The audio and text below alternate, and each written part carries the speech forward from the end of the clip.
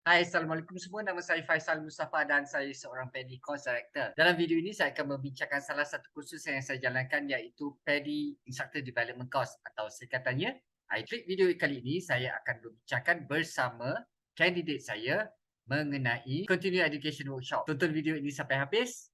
Jangan lupa untuk subscribe kepada YouTube channel ini, tekan like dan tekan loceng, dan jika anda suka dengan video klip ini, anda boleh sharekan dengan teman-teman anda yang berminat dengan PADI IDC. Sekiranya anda mempunyai sebarang persoalan ataupun pertanyaan tentang perbincangan kami, anda boleh tinggalkan di bahagian komen.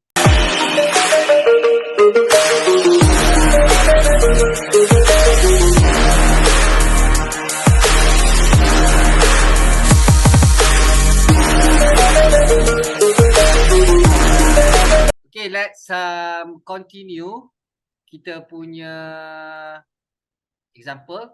Still under course linking. Case dia macam ni pula. Advanced open water diver, dia nak continue ke PADI Dive Master. Boleh tak? You have the following courses scheduled. All are useful courses for PADI professionals, but which have course links that would help them earn the PADI Dive Master rating. Now, adakah advanced open water diver dia boleh melompat pergi ke Dive Master? Tidak boleh. Kita tengok pada Dive Master kan. Diver prerequisite certified as a Yes. PADI Advanced Open Water Diver and PADI Rescue Diver, 18 years old, log 40 dive, complete EFR as secondary training, care training. So, tak boleh. Dia nak pergi direct tak boleh sebab dia kena ambil EFR, dia kena ambil rescue certification sebelum dia. Tapi kita boleh bantu dia reduce dia punya cost. Cost maknanya financial dan time. Okay, kalau I talk about cost, COST. Sebab dia dah buat planning dah. Daripada advance ni, dia dah planning dia nak buat sampai Dive Master. Memudahkan kerja dia, which is bagus juga untuk kita. Sebab kita ada orang yang continue education ni kan, kita tak payah nak market banyak-banyak. Kita tengok apa standard kata. Dia ada bagi pilihan dekat sini. 1, 2, 3, 4, 5, 6, 7, 8. These are the specialty courses untuk dia pergi membantu dia pergi kepada Dive Master. This is one of the options. Apa specialty courses yang kita boleh offer towards dia dapat memudahkan dia punya Dive Master. Kita tengok kepada instructors manual, linking balik. Linking course Page 47. Yes, muka surat 47. Specialty dive course to Dive Master. Yes, that's where. Okay, untuk case yang macam ni, kita bagi nasihat dia boleh. Tapi, maknanya kita tak jual. Kita dah lah jual dia advance. Kita dah jual dia Dive Master. Dia nak pergi Dive Master. Kita dah jual dia rescue. Pada masa yang sama, kita jual specialty. Nampak tak? Kita punya game. Specialty diver course to Dive Master. Kalau dia buat search and recovery diver, dia dah tak payah buat skill ni. Dive Master course practical for search and recovery. Macam Edzlyzam. Dia tunjuk that dia dah ada deep diver. Deep dive. Dia tak payah nak buat deep dive scenario. Sebab dia dah ada specialty deep dive. Kalau macam ni punya cases, dia tak adalah jimatkan kewangan dia. Betul tak? Sebab dia kena add 2 specialty, which is satu specialty 300.5 untuk dia punya apa nama ni, and then kita nak ajar lagi, so let's say 600, so that's 1,200 dah untuk 2 course. Pandai. So, now you are thinking. Nampak tak kita twist kat situ? You bayar Dive Master sikit aja. I bagi you discount sebab you boleh melompat sebab you buat ni. Tapi padahal dia kena ambil search and recovery. Dia kena ambil auto provider. Instead of dia tolak skill tu, skill deep dive dia tak payah buat. Lepas tu recovery dia dah tak payah buat. Tapi pada masa yang sama kita dah rembat duit dia untuk dia buat search and recovery specialty. Lepas tu kita offer dia pula buat specialty deep dive. Okay, kau buat specialty deep dive dengan aku. Kau dah tak payah buat Dive Master deep dive scenario, kau dah tak payah buat dah. Kita bagi diskaun dekat sana, kita rembat dekat sini. Tapi soalan. Kalau benda ni, let's say tutup buku lah, out of topic. Benda ni kita buat betul-betul to that apa guy, and then he realise that is actually dive master punya course is dah conclude semua dan lagi murah. Will it be PR kita dengan dia jeopardize? Kita punya relationship kena Why dia it ni should be a telah jeopardize? dia ni nak tak Kita sebab kita offer dia, kita nak cepatkan dia to dive master, tapi kita suruh dia add on another 1,002, let's say lah 1,002 for two specialty ni.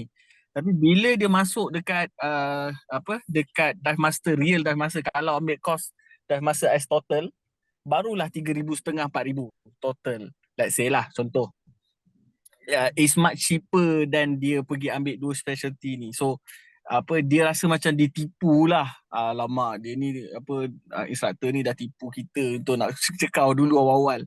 So benda ni bukan memburukkan hubungan kita dengan that student ke? apa yang memburukkan? Memburukkan how you look at it lah.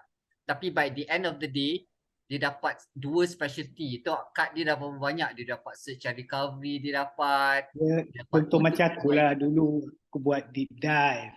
Okay, aku tahu memang dive master ada, tapi aku nak dive dalam juga, masa tu advance. So aku ambil je juga.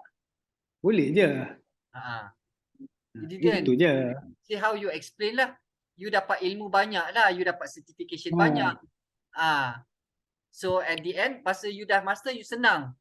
You dah tak payah buat skill ni. PADI deep dive, because you buat specialty deep dive dengan saya, masa you dive master nanti, you dah tak payah buat deep dive scenario. Kalau you buat search and recovery dengan saya, you dah tak buat practical skill 4 ni dah. Kalau you ambil emergency oxygen provider dengan saya, rescue diver, exercise 9 you tak payah buat dah. Dia dapat discount kat sana, kita rembat dekat sini. Look how you explain to it lah. Kalau dia kata, oh dapat banyak certification ni, dan I'm going towards that, I'm preparing myself for dive master, then it's good. If we look at the options here, altitude diver tak boleh. Tak ada lah. Search and recovery boleh. Fish identification tak ada yang related lah pada dive master. Emergency oxygen provider, yes. Yes, no lah. Kalau dia buat rescue, kalau dia pergi kepada rescue, dia buat O2 provider ni, dia dah tak payah buat exercise 9, because after all, dia kena buat rescue juga. So you buat O2 provider, masa you buat rescue nanti, you dah tak payah buat exercise ni. Lepas tu basic free diver is not applicable. Rescue diver, So it's another course, it's not a specialty. correct, it's not a specialty. Deep dive, yes. You dah waive the deep dive scenario, and tech 40 tak apply lah. Tak applicable. Okay, question. I nak ambil tech 40 nanti. So kalau I ambil side mount tu is macam additional saja kan? Kalau tidak macam mana pun tech 40 nanti kena ada side mount kan? Tech 40. Tech 40 tak ada side mount ke? Kita tengok, okay, good. Let's look at tech 40 punya requirement. Tech 40 kat sini. Ni betul ke page 36? 36. Tech 40 summary of PADI Tech Reg courses. Prerequisite. Dah, tak ada cakap? Tak, bukan masuk I prerequisite. When you do the tech 40, you kan ada kena requirement buat pakai side mount sebab you have to bring your spare tank semua. Betul? Ya. Maksudnya if you take the side mount punya speciality, that mean you can use that earn as a credit kan dalam tech 40. Yes, boleh. That's what I mean. Boleh lah. Maknanya dia dah a few segments of the specialty course dah dapat di waive lah. Pasal you dah ada side mount, dia dah tak payah ajar banyak dah. Because you already certified side mount diver. Betul. That can be found in Tech 40 Instructor Guide. Please look into your folder. Tech 40 Instructor Guide. Apa prerequisite, apa dive yang dibuat. One of the segment is side mount. So side mount yang basic je. Tapi kalau you dah ada specialty, dia dah tak payah ajar dah. Correct. After all, it's based on how you package it. How you schedule. Okay. Tadi kita dah bincang kemarin dululah. Kita dah bincang on our last previous session. Macam mana kita nak buat advance. Ada berapa course. Kita dah bincang apa type of adventure dive yang dia nak buat. Dan how kita schedulekan. Hari pertama kita buat apa, hari kedua buat apa. Jangan until sampai kita buat 5 hari macam tu, because the longer we stay, the higher the cost. And depends. Kalau dia insist dia nak yang ni boleh, tapi you kena tambah lah, I cannot offer you this price. Especially macam adventure dive yang tidak ada dalam advance book, kan? Dia kena beli lagi satu manual. Pasal knowledge review tak ada, dia kena buat knowledge review. Contoh macam boat dive ada macam apa, Enrich Air, Adventure Dive. Okay, tak ada dalam buku advance. So dia kena beli pula buku Enrich Air. Dan kita kena charge je, takkan kita nak bayar, kita nak guna kita punya commission ataupun kita punya margin, profit, or our fee. Not our fee, our profit lah. We can't do that. Ni like if you want to do it secara ikhlas, then it's up to you. Okay, and also cost linking. Look at what other courses macam this, my trip selepas your IE, I have one.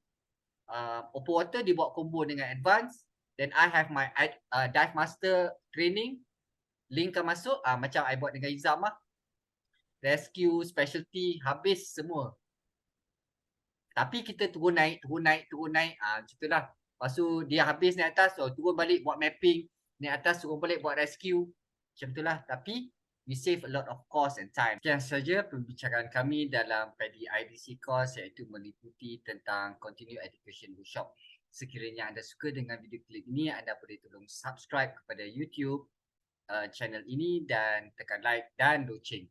Sekiranya anda berminat dengan PADI IDC course, anda boleh tinggalkan di bahagian komen. Sekian, terima kasih dan jumpa lagi.